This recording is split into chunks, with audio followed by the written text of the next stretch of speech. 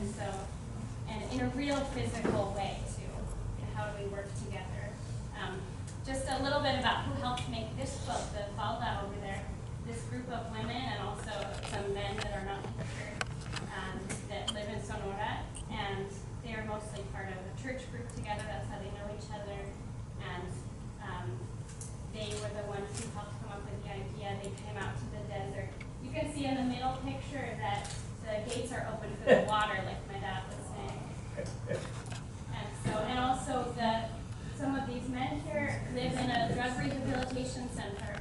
And so we worked together this summer for 3 weeks in working with the migrants' clothes and sewing with them. And some of them are former coyotes as well. And as part of their service, they go out and they fill water tanks in the desert, like Frank, you were saying. Is that right? Yeah, there's that Angels of the Desert food too. Sorry? The Angels of the Desert leave the half-gallon waters over. That's right. These ones, they're on the Mexican side, and they fill like big water tanks. But on the U.S. side, some people fill water tanks from their ranches, and sometimes you'll go there and people have shot them out. So people don't want that water. They don't want that support to be there. Which is really hard to take. This is where we made this quilt behind you guys over here. It's an Adobe building. Just an extension cord from the neighbor's house for power. A lot of it was sewn by hand. I hope you'll take a look at the close stitching. A lot of the women worked until it was dark out every day while we finished it. And this is the finished product. You can see it spread out here. And it kind of looks like feathers or scales. Like a bird. Like a bird, exactly. And so, like I said, actually it was 2 skirts that we made. This is just the American one. And these 2 skirts are symbolically representing the story of family division across borders. So we're tracking the stories of what happens to each one as a way to commemorate or a way to honor that aspect of migration, which is just so hard, which is a really hard aspect of migration. This skirt had its first dance at Kelsey Channel Islands this fall, and it was so beautiful. The student Folklorico group there created a dance with 4 different regional dances from Mexico, and they used the skirt in all of them as a way to bring in that story. And so almost the entire student body was there, so like 1,000 people. It was so beautiful. Yeah, they did a great job. So I'm just going to transition a little bit more into what it looks like. So we're talking about decolonizing our materials and decolonizing on a personal scale. What does it look like in a concrete way on a system scale? So, like, we're talking about where our clothing is sourced from, and how can we detach a little bit from some of those trade relationships that are so exploitive with other countries. And so, for example, if we're looking at this decolonizing our fibers, our clothing, our blankets, our sheets, our mattresses, all of those things that involve fiber, we're looking at tracking where is our stuff made now. And we were trying to figure out this graph last night. It's a little confusing, but basically the bottom, I don't know if you can read that far away. I probably couldn't if I was sitting there, but China is the whole bottom half. So like about 55% of our fiber goods are imported from China, and then about 10% from Vietnam, about 10 from India, a little bit less from Indonesia, a little bit less from Mexico, a little bit less from these other countries. And very few are made within the U.S. And the conditions are usually not as good as they would be if they were made here, because there's a lot less regulation in those countries. And the U.S. can buy it for much cheaper than produce it here. And so basically we're talking about colonization. We're talking about an exploitive relationship. Exploiting people to wear Armani shirts. Exactly. Armani shirts and Target shirts. I mean, let's be honest, where we shop too. It's absolutely part of it. And it's not anything that we did. It's just, this is the systems that we are working within. And so how can we imagine a different system, and how can we break free a little bit from that? And so another option is to bring things into our community as ways to be a model for how to localize these resources instead of outsource them. And so part of it is if we can localize these resources, we can also get all these other benefits, like healthier livelihoods for our community, not just jobs, but a whole livelihood that can incorporate an intergenerational population, and also to increase our skill base and our knowledge base within Ventura County, within our community, and increase our infrastructure here too. So here's just some pictures of people, and mostly I was Googling the word livelihood earlier today when I was trying to make this collage, trying to finish it. And it's all pictures of aid projects in other countries. And I was like, why is it not a thing in the United States? It's so strange. It was like so many pictures of amazing projects happening in India, in Indonesia, in Haiti, all these wonderful places. And I'm so glad that that's happening there too. But it was not even a concept in America. There was no representation of that. And so these are just some ways for us to imagine what some localized resources might look like in terms of building traditional knowledge skills, and how they might help us.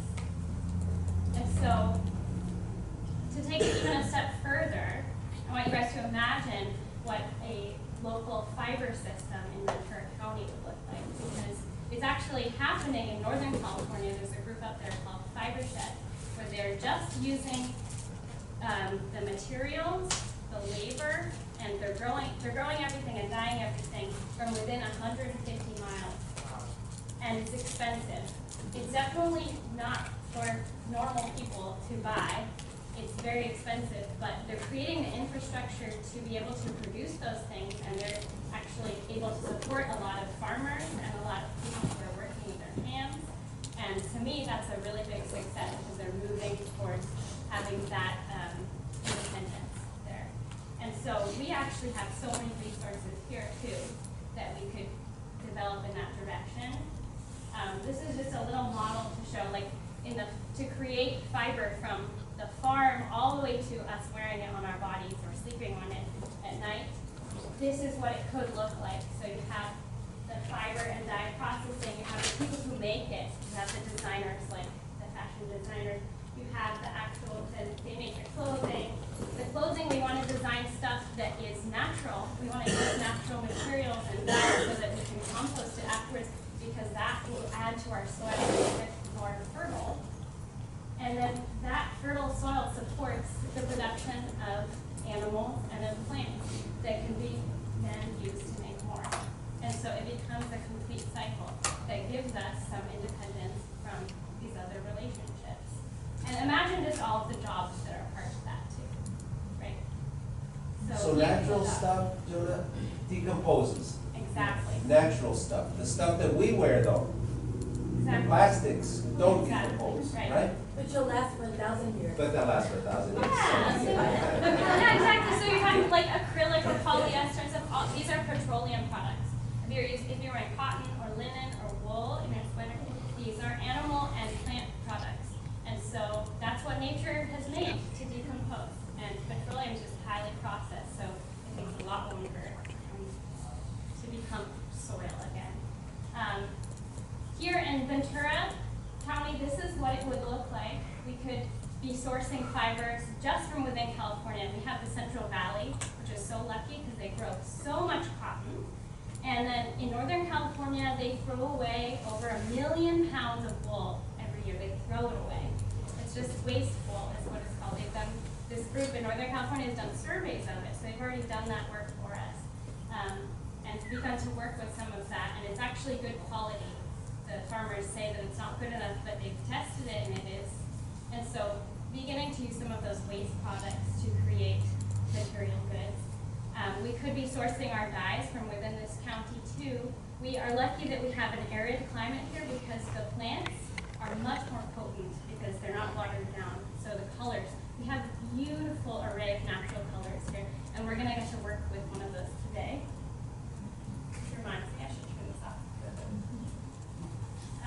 And of course, we can source our labor here. We have amazing people who know how to work in this community.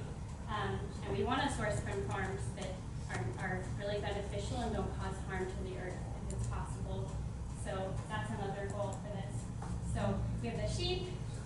Northern California, we have the cotton over in the Central Valley, and they become these beautiful products. And this is sticky monkey flower.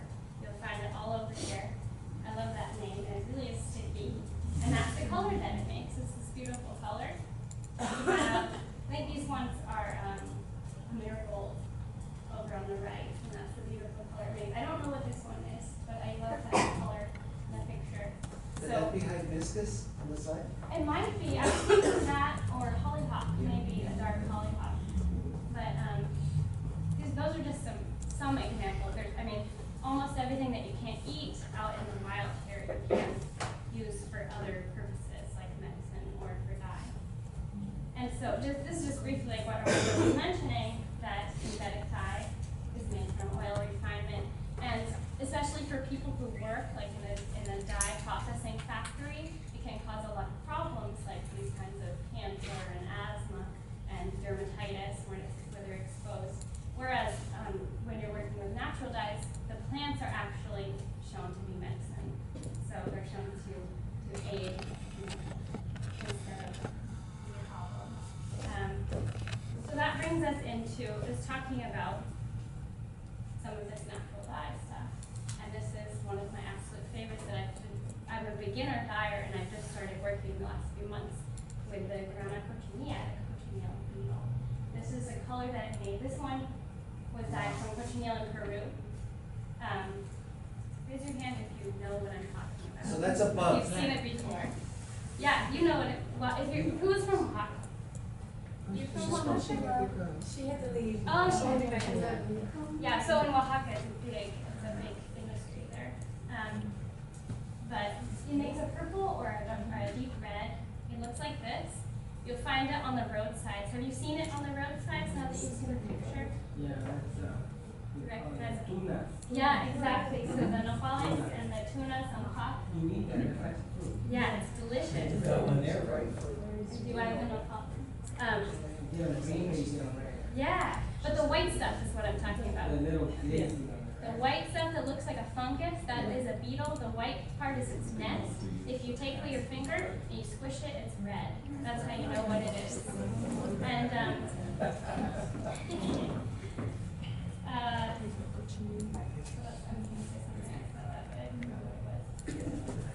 oh, just that you can know where to look around for these, right? So these grow where it's hottest. They grow on a south-facing slope.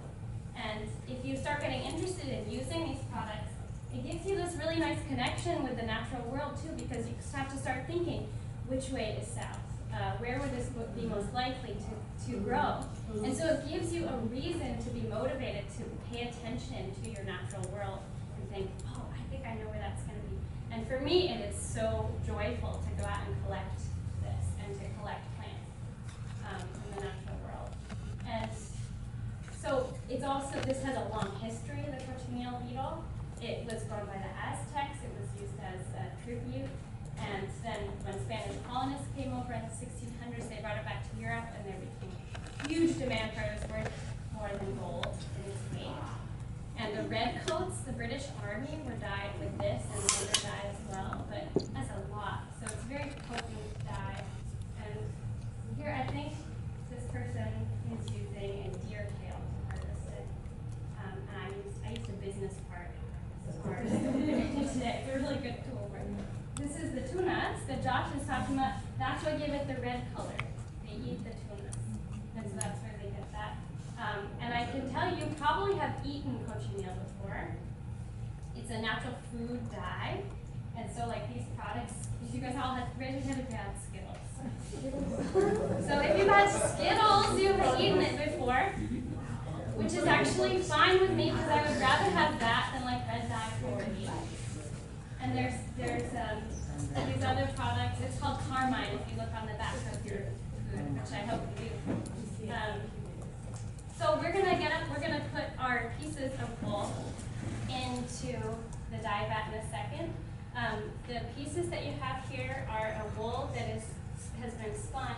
It is from a kind of sheep called Navajo Churro sheep. It's one of the oldest breeds of sheep that there is. Could somebody turn on the light over here? I'm going to ask you, once once you've written your name on that tag, and make sure it's in Sharpie because it will come off otherwise, you can just come over and I want you to smell this and stir it and just see what it's like so you can know. This is all grown with cochineal. This is all a vat of cochineal that's from Ojai. I harvested a couple days ago. And once you come over here, I'll also show you just how to harvest it from the plant. So Are we supposed to leave these tied up? yes, please leave them tied up. Oh, okay. Otherwise, they'll get tangled like spaghetti in the bottom. And I will, I'll show you how I put the dye in as well.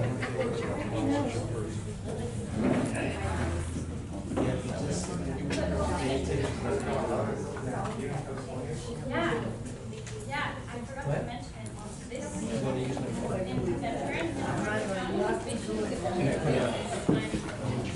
With the partridge, Yeah,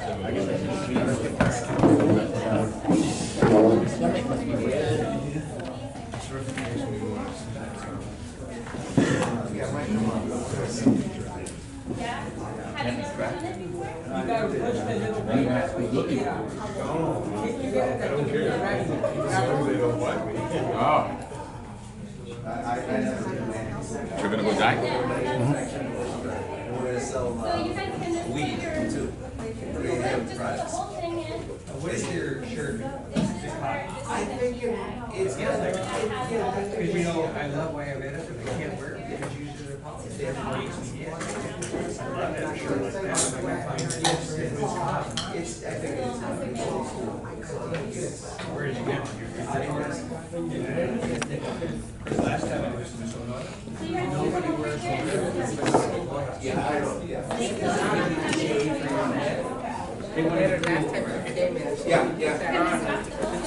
Just watch that you guys don't stumble over the wires, okay, guys? Just be careful. This is all made from this little yeah, so it was just water. I put it in, and you guys can move in a little bit and then gather around because I want to show you guys about how I put it in, so you can do it if you want to. Are we all putting our stuff in? Yeah, everyone should put their thing in. Drop it in. I'm gonna cover this up. That's fine like that, but I'm gonna cover it up. Of course.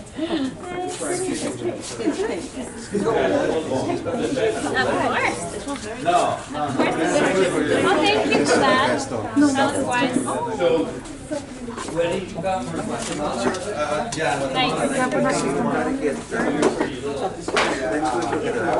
You're saying the bug is the white thing on the paper? Yeah, so this white is actually, it's a nest. It's not fungus. No, the bug makes this nest around itself, and the bug is inside. Yeah, just drop the whole thing in and mount submerge it. You know, I've never seen that. We have been, that's a different kind of fish. Have you seen the white stuff? Never. Have to keep an eye out. This one is not alive. It's been sitting in the sun for a while, so Community and it police. dries out and it dies. Yeah, there was a. Did everybody get their sampling? Civil War.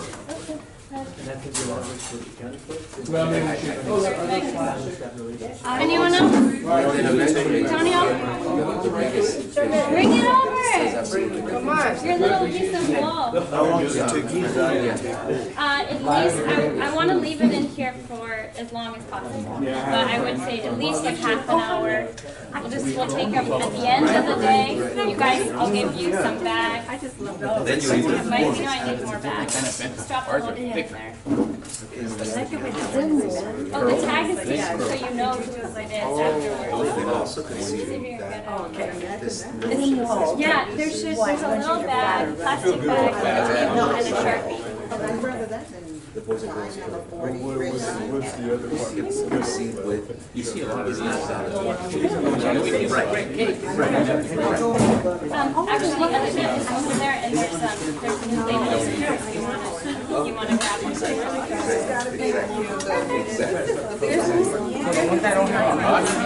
Yeah, exactly. Oh, wait, there's might be Hopefully there is money in No, thank you. somewhere down the road. And I think it's getting close. All right, can you gather in a little closer, because then I can demonstrate this, what it looks like.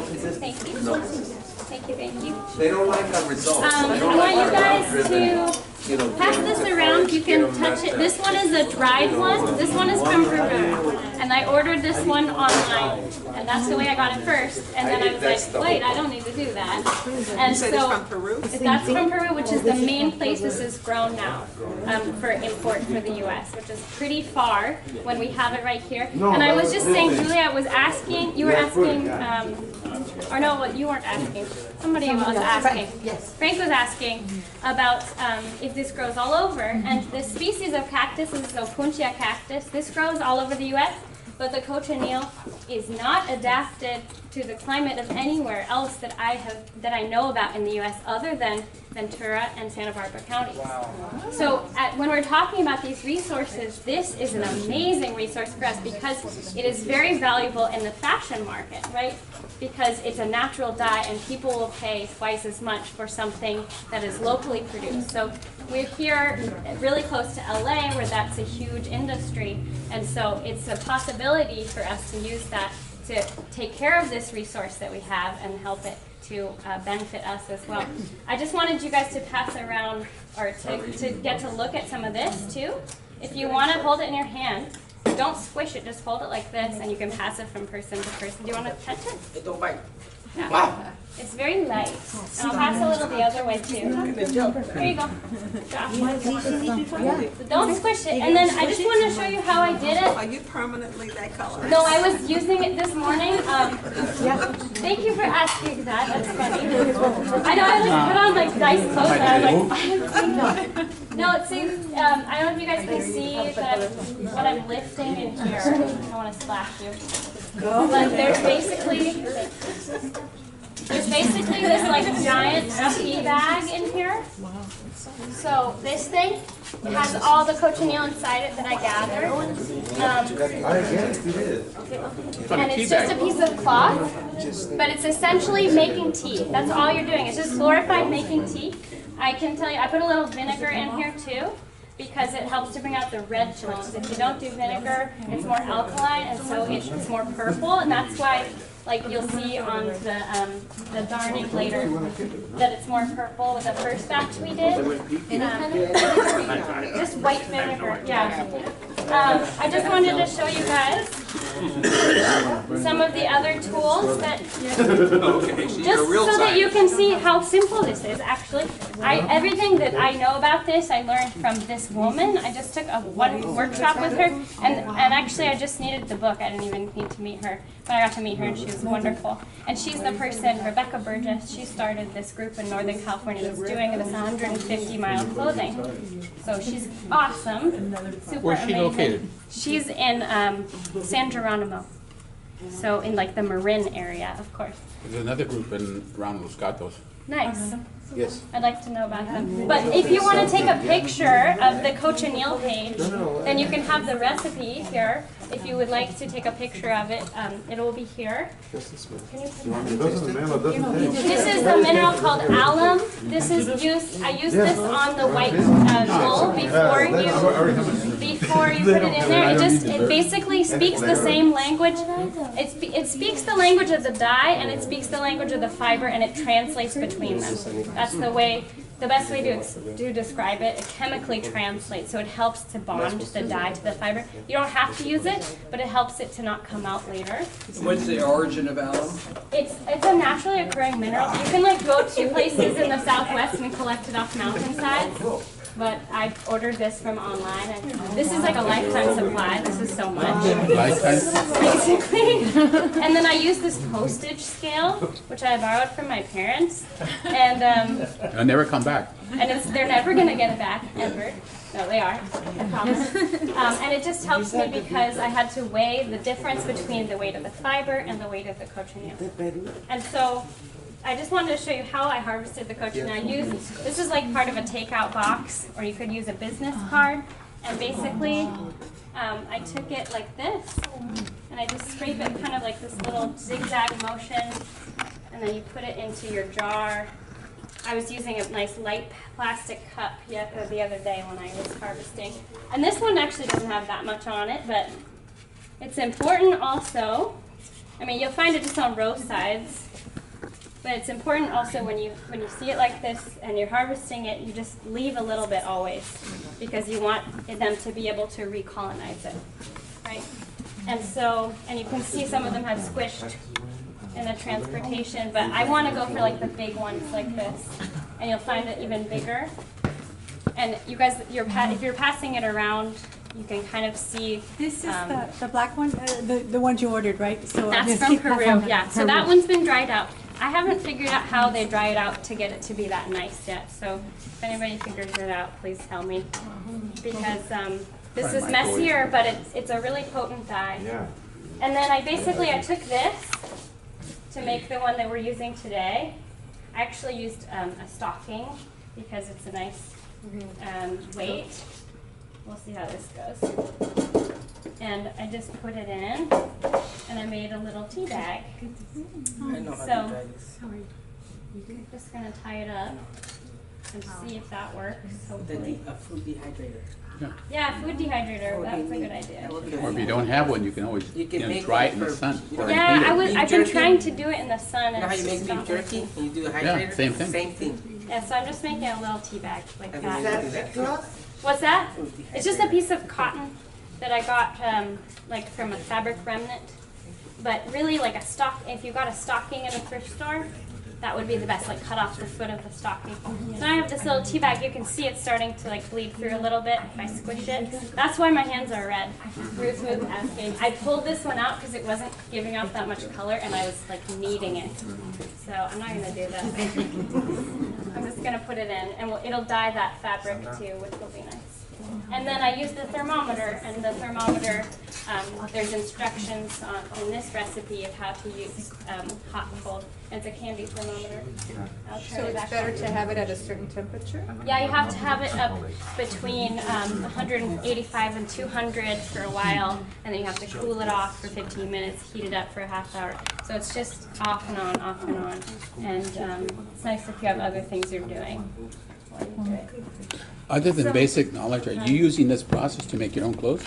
I haven't yet. I'm new to it, like I said. So the last few months, I've just been exploring dyeing, this aspect, and I've been exploring sewing for years, but I'm not very good at making clothes, honestly. That's why I make quilts.